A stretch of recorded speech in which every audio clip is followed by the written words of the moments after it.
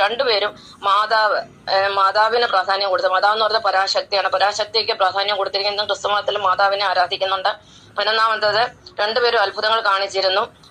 യേശു ഭഗവാൻ 5 അപ്പം കൊണ്ട് 5000 പേര് തിരിച്ചെങ്കിൽ ശ്രീകൃഷ്ണ ഭഗവാന് തന്റെ ചെറുവിരലില് ഗോവർദ്ധന പർവ്വതം ഉയർത്തി കാണിച്ചു.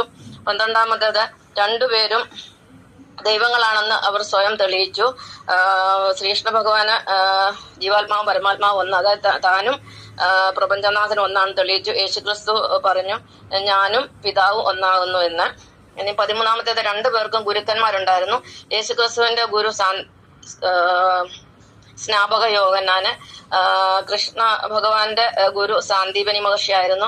14-ാമത്, 2 പേരും സ്വയം ഗുരുക്കന്മാരായിരുന്നു. ഇവർ 2 പേരും ഗുരുക്കന്മാരായിരുന്നു. ഒരുപാട് കാര്യങ്ങൾ ലോകത്തിനെ പഠിപ്പിച്ചു.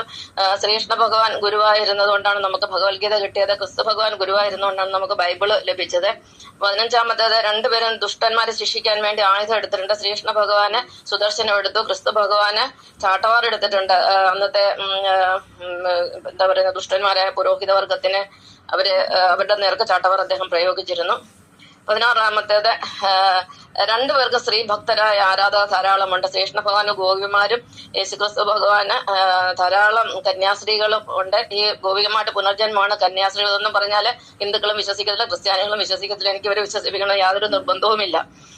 17-ാമത്തേത്, 2 പേരും വിഗ്രഹാരാധന എതിർത്തിരുന്നു. കാരണം ബൈബിളിന്റെ പഴയ നിയമത്തിൽ ആദ്യം തുടങ്ങുന്ന തന്നെ 10 കൽപ്പനകളാണ്. അതിനകത്ത് ആദ്യം തന്നെ പറയുന്നുണ്ട്, ഭൂമിയിലോ ജലത്തിലോ ആകാശത്തിലുള്ള ഒന്നിന്റെയും വിഗ്രഹം ഉണ്ടാകരുത്, ആരാധിക്കുന്നത്. അതിന്റെ അർത്ഥം എന്ന് പറഞ്ഞാല് ഭഗവാൻ എന്ന് പറയുന്നത് നമ്മുടെ ഉള്ളിലാണ് നമ്മൾ ആരാധിക്കേണ്ടത്. അതാണ് പറഞ്ഞത്. കൃഷ്ണ ഭഗവാനും ഗീതയിലെ 9-ാം അധ്യായത്തിൽ 11-ാമത്തെ ശ്ലോകത്തിലും 7-ാം അധ്യായത്തിൽ 24-ാം ശ്ലോകത്തിലും അത് കൃത്യമായിട്ട് പറഞ്ഞു. 9-ാമത്തെ അധ്യായത്തിൽ 11-ാമത്തെ ശ്ലോകം ഇതാണ്: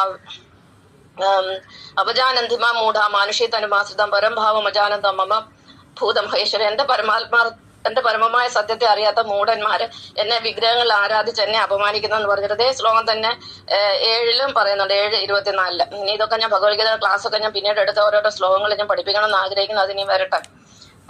പിന്നെ 18-ാമത്, 2 പേരിൽ കൂടിയും ശ്രീകൃഷ്ണ ഭഗവാനിൽ കൂടിയും യേശുക്രിസ്തു ഭഗവാനിൽ കൂടിയും മുക്തി, മോക്ഷം അഥവാ നിത്യജീവനുണ്ട്, അല്ല സ്വർഗം ലഭിക്കുന്നതാണ്. അതായത് വിടുതൽ. നമുക്ക് ഇതൊക്കെ കിട്ടണമെങ്കിൽ ഒന്നിൽ യേശുവിനെ പ്രാർത്ഥിക്കണം, അല്ലെങ്കിൽ കൃഷ്ണനെ പ്രാർത്ഥിക്കണം. അതായത് വിഷ്ണുവിന്റെ അവതാരങ്ങളിൽ കൂടി മാത്രമേ ഒരാൾക്ക് മുക്തിയുള്ളൂ. നമുക്ക് അതിന്റെ ഉദാഹരണം അറിയാം. രാവണൻ ഒക്കെ അസുരന്മാരായിരുന്നു. രാവണ വംശജർക്കൊന്നും മുക്തി കിട്ടിയില്ല. അവിടെ വിഭീഷണന് മാത്രമേ മുക്തി കിട്ടിയുള്ളൂ. കാരണം വിഭീഷണൻ ഒരു വിഷ്ണു ഭക്തനായിരുന്നു. വിഷ്ണു ഭഗവാനിൽ കൂടെ മാത്രമേ മുക്തിയുള്ളൂ. കാരണം അതാണ് സത്യമായ മാർഗം, അതാണ് ധർമ്മത്തിന്റെ മാർഗം, നീതിയുടെ മാർഗം, ന്യായത്തിന്റെ മാർഗം. അപ്പൊ അതിൽ കൂടി യേശുവിൽ കൂടിയും രാമനിൽ കൂടെയും